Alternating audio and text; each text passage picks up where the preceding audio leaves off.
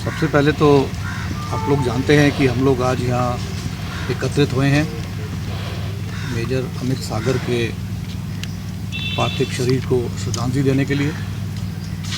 जैसे कि आप जानते हैं कश्मीर में इस वक्त बर्फबारी हो रही है। हमारे जो जवान हैं वहाँ पर तैनात हैं उग्रवादियों और आतंकियों के खिलाफ़ कार्रवाई करने के लिए।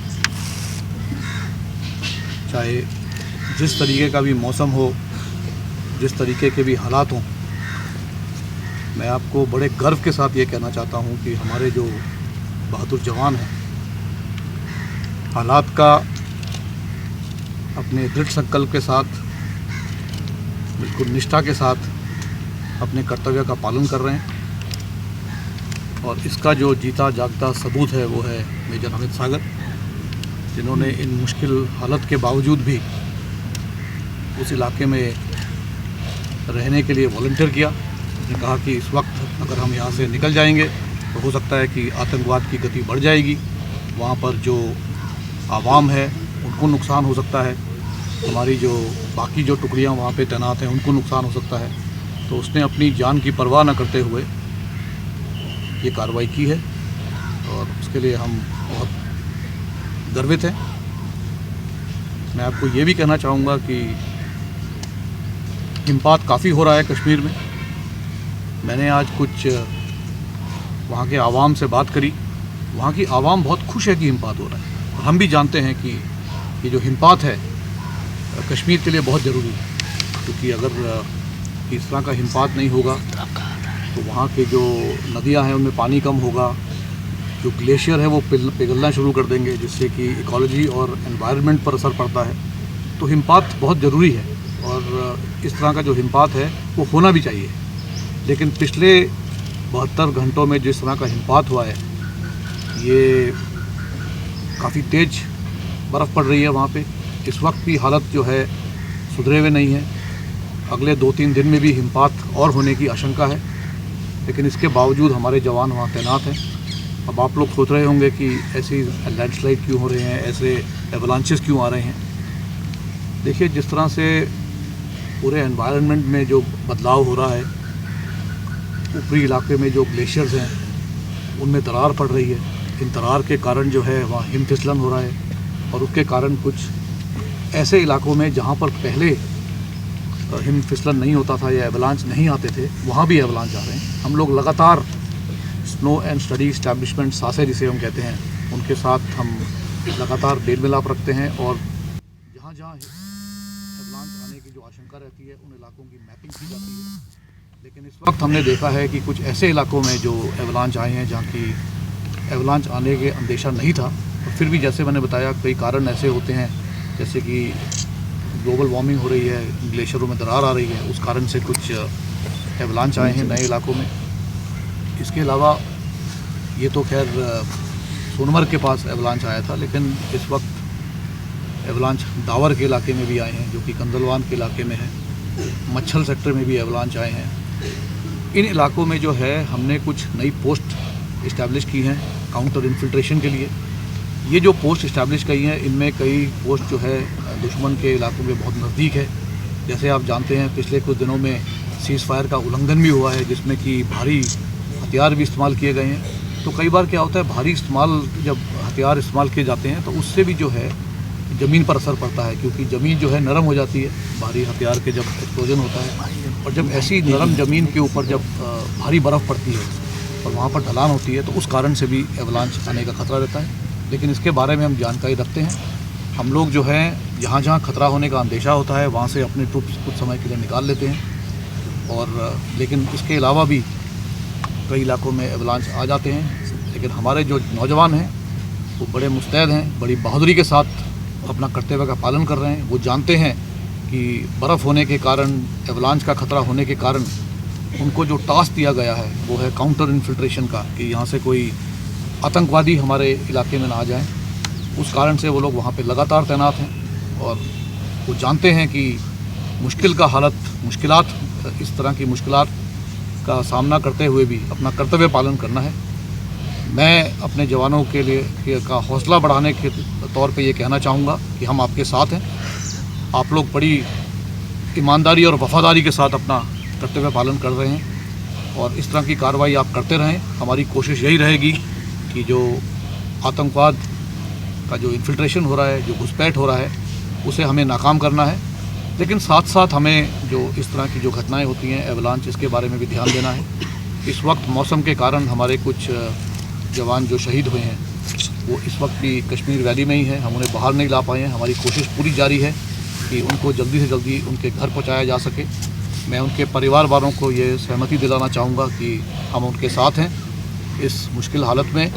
हम बिल्कुल उनके साथ सहमत हैं और हमारी कोशिश यही रहेगी कि जो भी जवान अभी कश्मीर वैली में जिनके पार्थिव शरीर उनके घर नहीं पहुंच पाए हैं, उनको जल्दी से जल्दी घर पहुंचाया जा सके। वो थोड़ा सब्र करें, लेकिन हमारी तरफ से कोशिश जारी रहेगी। धन्यवाद। मैं आप सबको धन्यवाद देना चाहता हूं कि आज इस मौके में आप लोग मेजर अमित सागर के पार्थिव शरीर को श्रद्धांजलि देने के लिए आप लोग भी इतनी तादाद में यहाँ मौजूद हुए।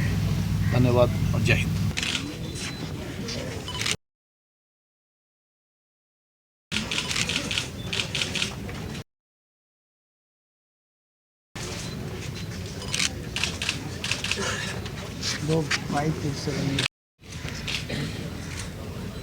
हेलो जी,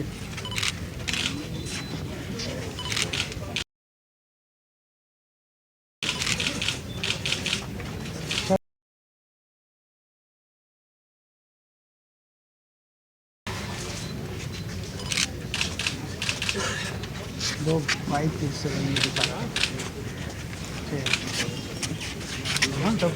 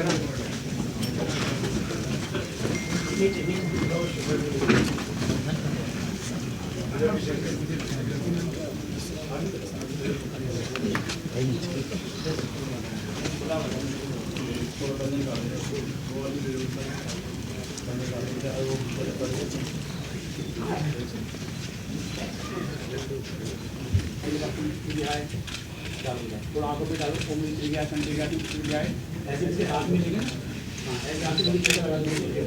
चिटा हमारी उमा विष्णु प्रवाह प्रवाह कांगोली सब एक कोनी ताकि करके जाते आज परिश्रम करते उन नम पात्रम शेर हम भी तो हम भी बात से जात की बात से कल भी बाहर आ जाओ। आ जाओ।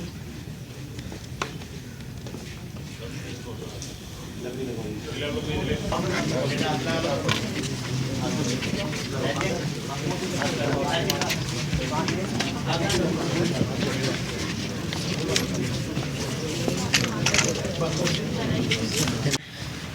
आप तो लेनी नहीं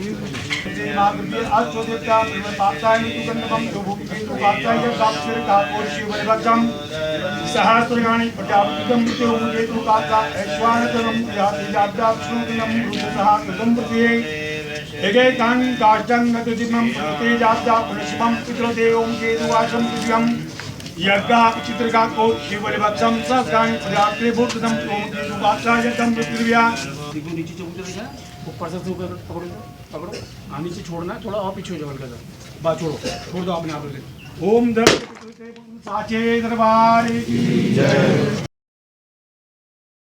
धर्महाद्रम स्वभावतु लोमो अग्रे काटे सद्गानि प्रजां सरुतुसे अहंगतम प्रियातुदिदम प्रियातिदिमं प्रिया भूर्केतु गात्रा यज्ञाप्तिर्गा कोरिजुबलवक्षं सहस्रगानि प्रजातुर्भिमाग्रभ्यो अष्टभ्यो गात्मं प्रजाधन काश्म पितृवे नमः। रोहार्योम कृत्वा व्रतवः जातः त्रिमहाधर्म स्वभावतु लोभो सस्गानि आग्रे काष्ठे धर्म गात्वोर्ष्यो बलिवक्तं सहस्राणि प्रजापतिरुत्सेमाग्रदं वस्त्रं ते आग्रे काष्ठे धर्मकं प्रियाते सूर्यकेतु काष्ठा यज्ञाप्तिर्गाको बलिवक्षं सहस्राणि प्रजमते अग्रे सहस्राणि प्रजमते भूमकेतु काष्ठा यज्ञान्तिवैक्मं ते काकोर्ष्यो बलिवक्षं पुष्पमं पितृवे नमः। एक बार बेटे और टच करके बता दियो।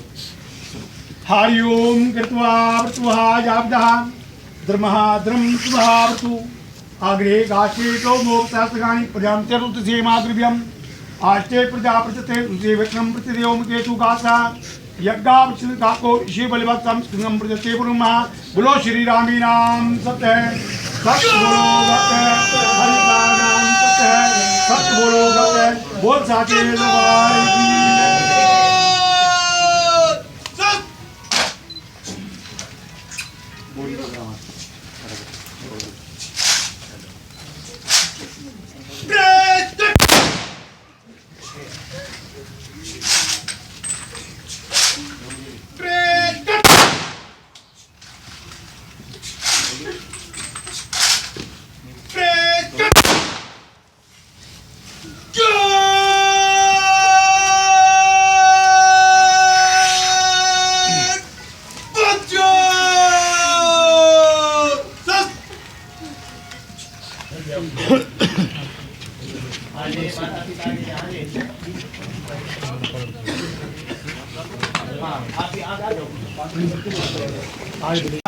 ओम सर्गाय लोकाय स्वाहा।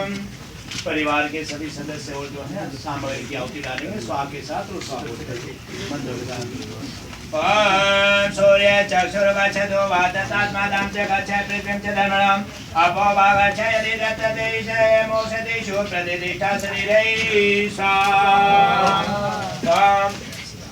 ओम आजगातगततवजतते शोचिततुतते अर्चे जाते शिव धर्मो जातवेदत्वे वैरं सुरितं लोकं स्वाहा।